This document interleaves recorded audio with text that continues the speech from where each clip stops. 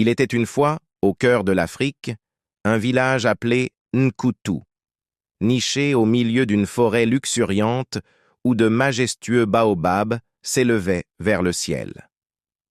Dans ce village vivait un homme nommé Kofi, un pêcheur réputé pour sa générosité et sa sagesse. Kofi était apprécié de tous pour sa bienveillance envers les autres et sa capacité à résoudre les problèmes. Un jour, une grande sécheresse frappa la région, asséchant les rivières et privant le village de sa principale source de nourriture, le poisson. Les habitants de Nkutu étaient désespérés, ne sachant plus comment subvenir à leurs besoins. C'est alors que Kofi décida de prendre les choses en main. Arpentant les sentiers de la forêt, Kofi se dirigea vers le vieux baobab sacré, réputé pour abriter des esprits bienveillants.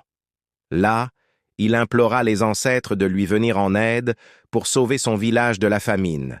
Après une longue méditation, une voix mystérieuse lui murmura « Pour trouver le poisson, cherche le lac au reflet d'argent. » Intrigué par ces paroles énigmatiques, Kofi se mit en route, suivant le chemin indiqué par les esprits.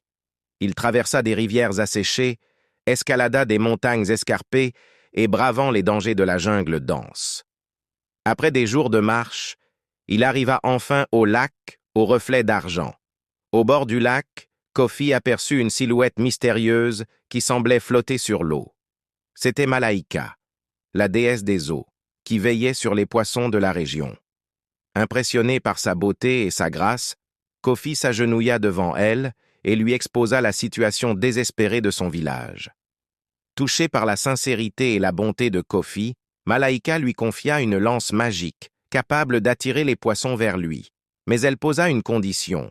Kofi devait partager sa pêche avec les habitants de Nkutu sans jamais céder à la cupidité.